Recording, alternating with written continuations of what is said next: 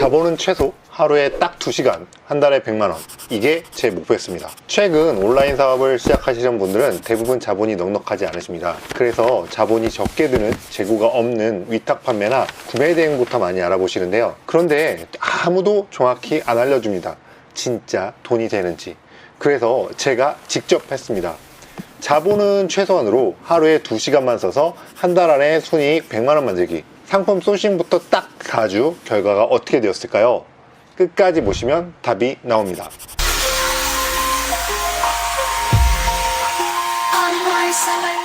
안녕하세요, 셀러A입니다. 저는 온라인 셀러이자 3PL을 운영하면서 매일 수많은 셀러들의 물건이 나가는 걸 봅니다. 근데 최근 많은 분들이 위탁으로 온라인 셀링을 시작하시는 분들이 많아졌습니다. 그래서 궁금했어요. 자본도 시간도 없는 초보가면 현실적으로 얼마나 벌까? 자, 일단 규칙은 자본이 없는 초보와 같이 걸었습니다. 첫째, 자본은 최소, 재고 매입을 최소화합니다. 둘째, 시간은 2시간 이하, 직장을 다니면서 할 수 있는 조건으로요. 셋째, 딱 30일, 목표 수익은 순이익 100만원. 자, 시작 전에 하나 짚고 갈게요. 위탁 판매는 크게 2가지 방식으로 나뉩니다.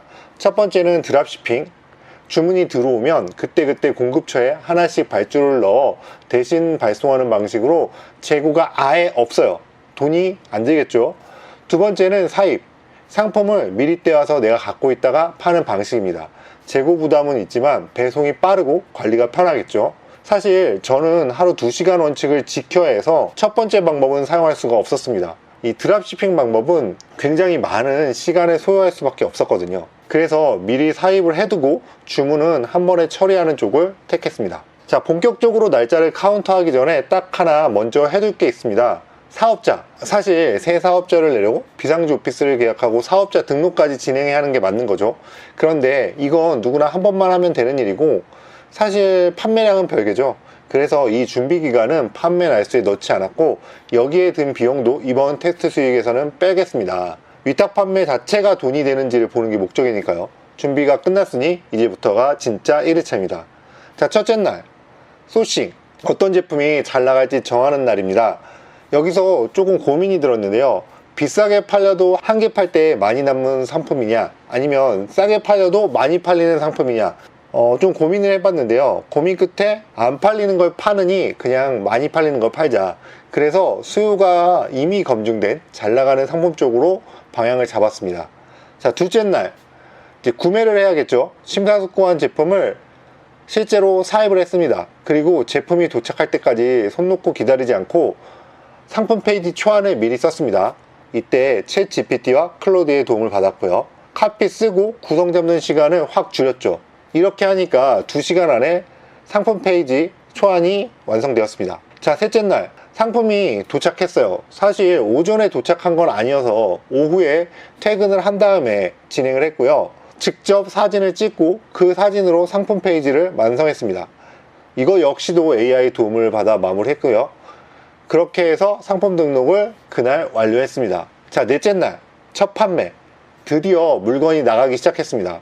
사입해둔 덕에 주문이 들어오면 바로바로 배송을 시작했어요.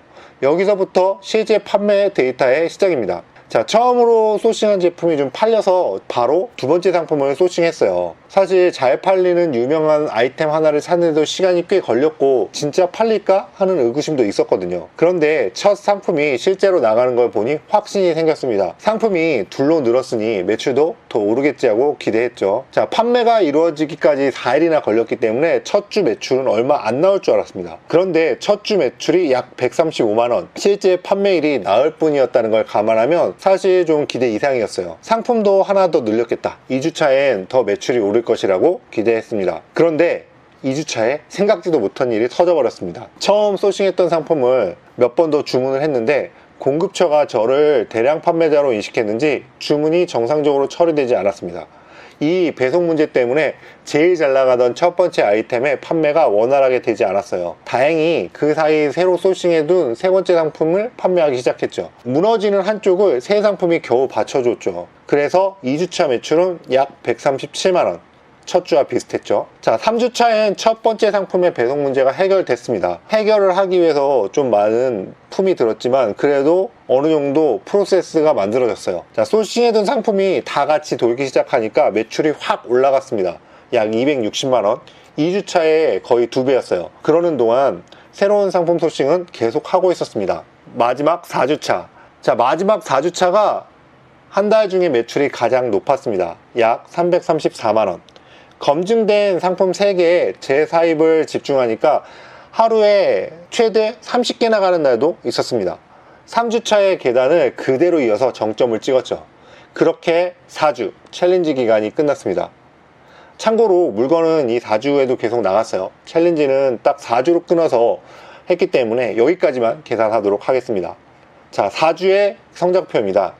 새 상품 합쳐 총 276개 판매, 1번 상품 198개, 2번 상품 60개, 3번 상품 18개, 총 매출은 867만원.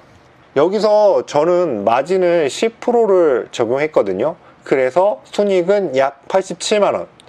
목표했던 100만원은 솔직히 말씀드리면 못 넘겼습니다.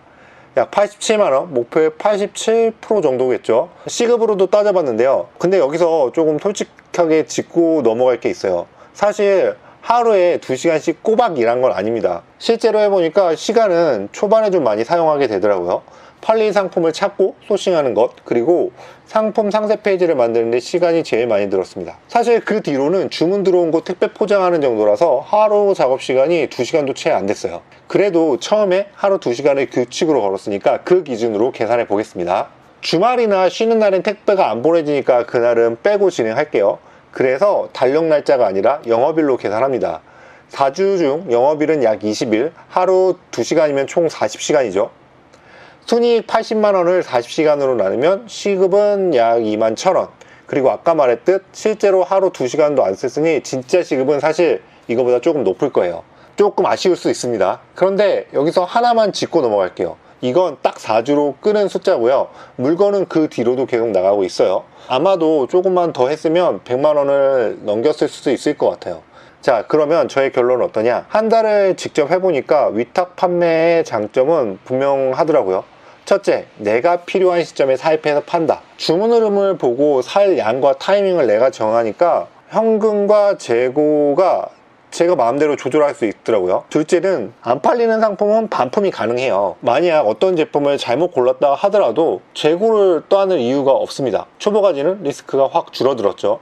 자, 세 번째는 사실 이게 모두 제가 사입한 제품은 유명한 상품이라서 제가 따로 광고를 해주진 않았습니다. 그래도 많이 팔리더라고요. 아마도 수요가 있으니까 마케팅비 없이 판매가 일어난 것 같아요. 마케팅을 안 해도 되니까 시작 문턱이 좀 낮은 결정적인 이유인 것 같았습니다. 자, 그렇다면 단점은 없냐? 아니요, 단점도 명확했습니다. 첫 번째는요, 제가 첫 주에 겪은 일을 좀 얘기를 드리는 것처럼 공급처를 내가 통제할 수가 없습니다. 주문이 몰려서 대량으로 재사입을 하게 되면 어떤 날은 배송 중에 주문을 취소해버리기도 하고요, 어떤 날은 공급가를 갑자기 올려버리기도 하더라고요. 물건하고 가격을 제가 주문할 때마다 공급처가 변경할 수 있으니까 이거는 조금 리스크인 것 같았습니다. 자, 두 번째가 경쟁인데요. 제가 아까 전에 말씀드렸듯이 저는 광고를 사용하지 않았습니다. 광고 없이 팔린다는 건 사실 유명한 거겠죠. 그러면 그 반대로 파는 사람도 많다는 거예요. 그래서 사실 가격도 마진도 내 마음대로 못 올리더라고요. 장점과 단점이 같은 뿌리에서 나오죠. 자, 셋째는 마진은 박한데 정산까지 느리다. 이번 상품들 마진이 앞서 말씀드린 것과 같이 딱 10% 정도였습니다. 3만원 팔아서 한 3,000원 정도 남는 구조였죠. 매출은 사실 되게 커 보이는데 손에 쥐는 건 얼마 안 돼요. 게다가 사입은 제가 물건값을 먼저 카드로 결제를 하고 나중에 정산이 되는 시스템인데, 여기서 정산 느린 쇼핑몰을 쓰면 판 돈이 한참 뒤에나 들어오게 되더라고요. 그래서 매출이 늘어나는데 다음 사입에 쓸 내 돈이 계속 빠져나갑니다.